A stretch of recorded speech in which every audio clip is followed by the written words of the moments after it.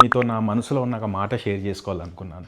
వయసులో ఉన్నప్పుడు ఒక తప్పు చేశాను. ఒక మంచి అమ్మాయిని చూసి పెళ్లి చేసుకున్నాను. కథ టెన్షన్స్కి, బాధలకి, ప్రాబ్లమ్స్కి, కన్నీటు కష్టాలకి అన్నిటికీ టాటా బాయ్ బాయ్ చెప్పాల్సి వచ్చింది. ఎన్నో అనుకున్నాను, వెళ్ళెళ్ళి గోతులో పడకురా, డోంట్ మ్యారీ బీ హ్యాపీ అనే పాట పాడదాం అనుకున్నాను. ఎంతోమంది యంగ్స్టర్స్కి ఇన్స్పిరేషన్గా ఉండాలనుకున్నాను, పెళ్ళి చేసుకోకండి రా బాబు అని.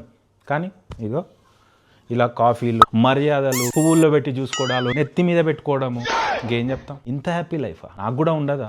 నా ఫ్రెండ్స్తో వెళ్ళినప్పుడు నాకు కూడా ఒక స్టోరీ ఉండాలని. నిన్న మా ఫ్రెండ్స్ ఇంటికి వెళ్ళాను కలవడానికి. వాళ్ళు చెప్పిన స్టోరీస్ వింటుంటే అసలు చాలా సిగ్గు అనిపించింది. గంటతో వాత పెట్టిందని ఒకడు, అలిగి పుట్టింటికి వెళ్ళిపోయిందని ఇంకొకడు. ఇలా చెప్తుంటే నాకు మసాలా వేయడానికి ఒక చిన్న masala packet, Maggi masala packet కూడా లేదే. మెల్లమెల్లగా నా ఫ్రెండ్స్ కూడా దూరం అయిపోతున్నారు.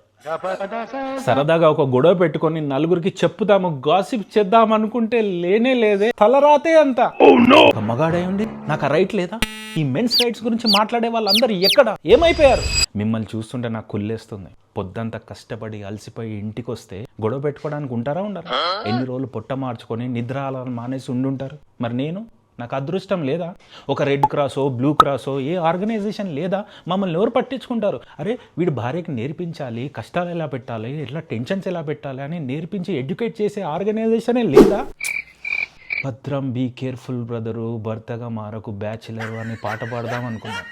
బుట్ట బొమ్మ అని పాడాల్సి వస్తుంది. నా సంతోషం ఏ పగవాడికి కూడా రావద్దు. చూసారా, ఇది ఇంత హ్యాపీనెస్.